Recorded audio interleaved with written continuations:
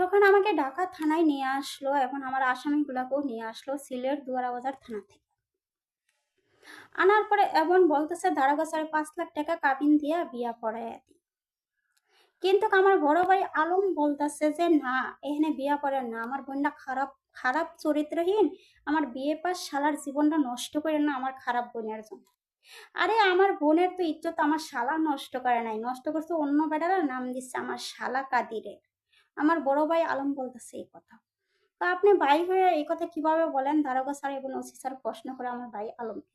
এবং আমার ভাবি আমেনা বলতেছে আমার বিয়ে পাস ভাই কাদিরের জীবনটা নষ্ট করেন না। এই এই গার্মেন্টসের একটা ফকিন্নি গার্মেন্টস শ্রমিকরে দিয়ে বিয়ে করে না, এটা নষ্ট মহিলা, এটা নষ্ট নারী, এটার বয়স 50 বছর হয়ে গেছে। তখন দারোগা ওসি স্যার বলতেছে যে এই মেয়ের বয়স যদি 50 বছর হয় তাহলে আপনাদের বয়স কতটুকু হবে? আপনার কি এই মেয়ে কি আপনাদের বড় না আপনারা বড়? তখন আমার বড় ভাই বলতেছে যে আমি বড়।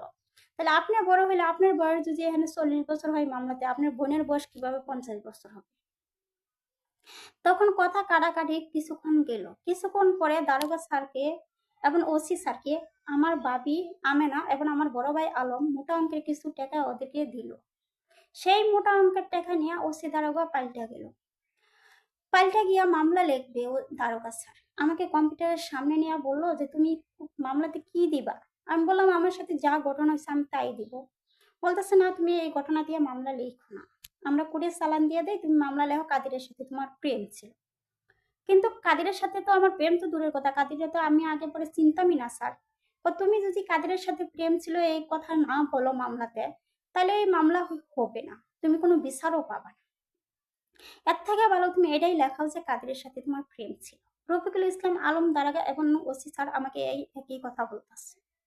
তখন আমি বলি এই ঘটনা তো সত্যি না, ঘটনা হয়েছে আমার সাথে, ওরা আমাকে বিক্রি করে দিতে নিছিল। তখন ওরা দড়া খায়া ওরা বাচ্চার জন্য আমাকে এইগুলা করছে। তখন আমাকে দারোগা স্যার বললো যে তুমি বিক্রির কোনো কথাই উল্লেখ করবা না, যে তোমাকে বিক্রি করতে চাইছিল কিবা তোমাকে বিষ খাওয়াতে চাইছিল, দর্শন করেছে, মারছে, এইগুলো কোনো কিছু উল্লেখ করবা না মামলাতে, খালি বলবা কাদিরের সাথে তোমার প্রেম ছিল। আমি বললাম কেন আমি এই কথা বলবো, সত্যিটা গোপন রেখে মিথ্যাটা কেন বলবো? বলছে যে তুমি যে এই কথা না বলো তাহলে আর মামলা লিখবো। তখন আমি বাধ্যতামূলক, তখন আমার বয়স 14 বছর, আমি বুঝতে পারি নাই যেহেতু। তখন দারোগা স্যার এইভাবে মামলাটা বের করছে যে কম্পিউটার থেকে কাদিরের সাথে আমার প্রেম ছিল, আর সেই মামলাতে দারোগা স্যার আমার কাছ থেকে সাইন নিছে এইভাবেই। তারপর নেওয়ার পর আমার ভাবি আমেনা বলতেছে যে এই মামলাটাই আপনি খালাস করে দেন। প্রেমের আবেগে লেখলো আমার ভাইয়ের কিছুদিন হলো জেল খাটতে হবে, এবং লেখা দেন যে এই মায়েটা আমার ননদ খারাপ কাজ করে, সে একটা বাজারে ব্যবসায়ী নারী। আমার ভাবি আমেনা বলতেছে এই কথা আমার না। তখন এই কথা শুনি না ওসি দারোগা বললো যে আপনাদের তো অনেক সহজ করছি, কিন্তু তারপরেও যখন আপনারা এত কিছু বলতেছেন, ঠিক আছে তাহলে আপনার বাইকে ডিএনএ টেস্ট দেই এবং আপনার ননদকেও ডিএনএ টেস্ট দিই, ধরা পড়বে যে কোনটা সত্যি কোনটা মিথ্যা। তখন শান্তিনগর নিয়ে গেল আমাদেরকে ডিএনএ টেস্ট দেওয়ার জন্য, কাদিরকে আর আমাকে। ডিএনএ টেস্টে ধরা পড়লো কাদির আসামি। আর ডিএনএ টেস্টে কাদির আসামি ধরা পড়ার পরে তখন আমার ভাই ভাবি কোনো মামলাই থাকে না যে কাদিরের সাথে প্রেম ছিল এইভাবে লেখার কারণ। এইভাবে মামলাটা লেখছে একমাত্র ওসি দারোগারে মোটা অঙ্কের টাকা দিয়ে আমার বড় ভাই লেখাইছে।